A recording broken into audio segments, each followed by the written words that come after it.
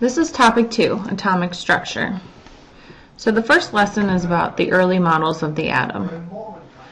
So remember back to Gen Chem, to Global Studies Chemistry, and make sure that you review Dalton's model, Thomson's model, Rutherford's model, and Bohr's model. Remember, Dalton is the one who said that all atoms of the same element are the same, and all atoms of different elements are different, and that atoms combine in specific ratios to form compounds. Thomson discovered the electron with the cathode ray experiment, and he proposed the plum pudding model, that electrons were dispersed throughout the atom like plums in pudding. Rutherford, remember, performed the gold foil experiment, in which he proved that the atom is mostly empty space, but that there was a small positively charged dense center to the atom, the nucleus, and that contained the protons. And finally, Bohr's model was the one that introduced energy levels that were quantized, meaning of specific energy, and electrons follow these orbits around the nucleus. Also make sure that you review the atomic number, the mass number, and what isotopes are. So remember, when we write atoms in elemental notation, we put the mass number on top. For example, here in carbon, the mass is 12, and the atomic number, 6, at the bottom. Remember, isotopes are atoms of the same element with different number of neutrons. And we can calculate the average atomic mass for an isotope or an element by the following formula. The average atomic mass is the sum of the relative abundance times the mass of each isotope. And remember, this is why the masses of elements are not whole numbers on the periodic table, but rather a weighted average of their isotopes, their most common isotopes. So here's an example of how you would calculate the average atomic mass of magnesium. So the question says, what is the average atomic mass of magnesium? And they give 3 isotopes, their mass, and their relative abundance, or percent. Remember, when you plug it into this formula, you need to change percent to decimal. How do you calculate the average atomic mass of an atom if you're given the isotopic abundances and the mass of each of the isotopes? For example, magnesium exists in 3 different isotopes. Magnesium 24, which has this mass and is 78.7% of all magnesium found in nature. Magnesium 25, which has this mass and is 10.13% of all magnesium found in nature. And magnesium 26, which has this mass and is 11.17% of all magnesium. If you're given all the masses and given all the abundances, it's one of the easiest questions in the world. All you need to do to find the average atomic mass is multiply each of the masses, for example 23.985, by each of the isotopic abundances. Make sure you write your percentages as decimals, 78.7% being 0.7870.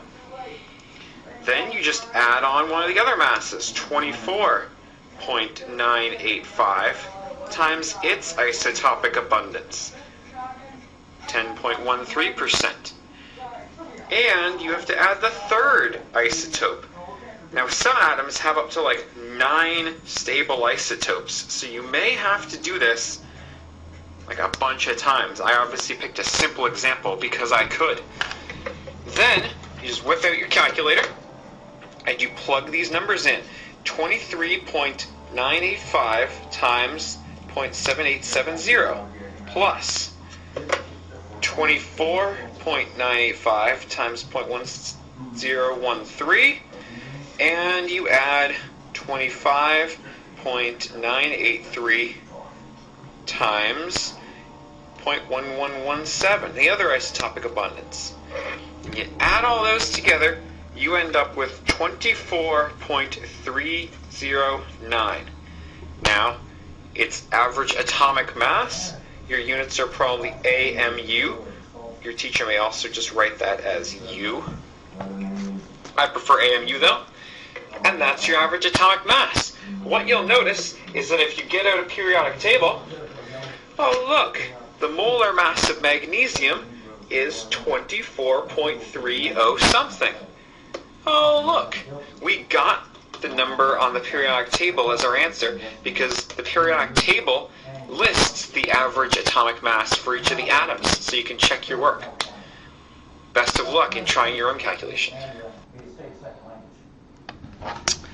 So the stability of an atom depends on a balance between the number of protons and neutrons in the nucleus. Remember, the purpose of the neutrons is to keep the positive protons from repelling each other and blowing the nucleus apart.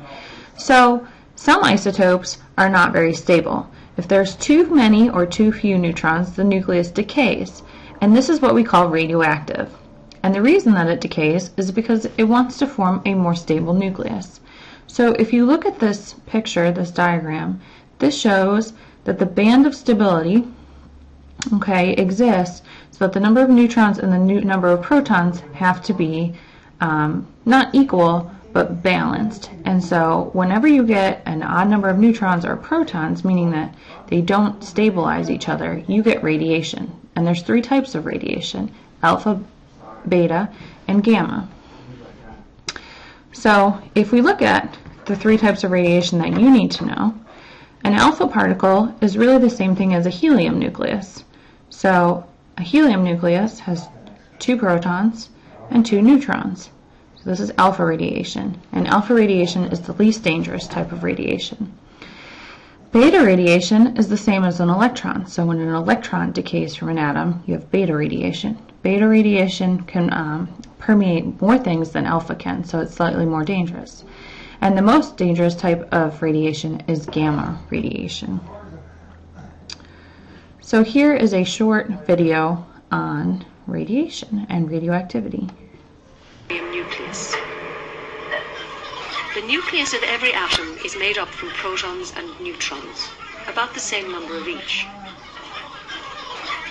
The nuclei of most atoms stay like this forever, but radioactive nuclei are unstable. They're like pieces of popcorn waiting to pop. Once in its life, a radioactive nucleus decays and throws out part of itself as radiation. Some atoms throw out a pair of protons and a pair of neutrons together as a particle. This is alpha radiation. In another nucleus, a neutron might suddenly change into a proton, throwing out an electron at the same time. This is beta radiation. Gamma radiation is an electromagnetic wave with very high energy. It's sometimes given off by a nucleus which has just decayed in another way, as the nucleus struggles to make itself stable. Atoms of the same type always decay in the same way, so it's often possible to work out what type of atom is involved by detecting and measuring radiation. The radiation is a telltale clue to the atom which created it.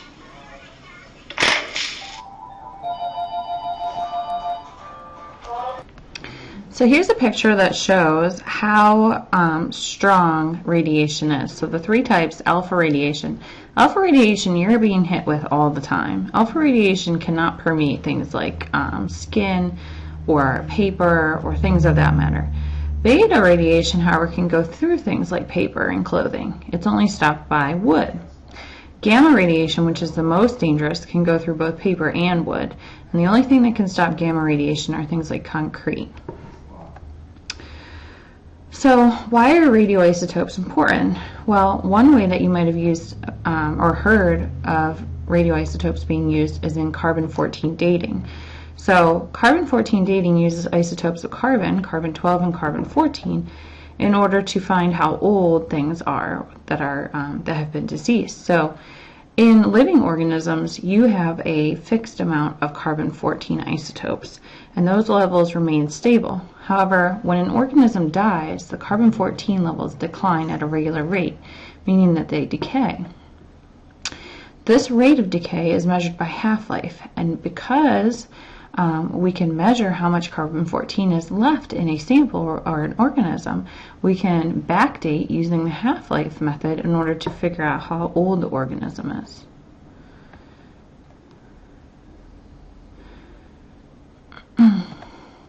So here's just a brief video on carbon.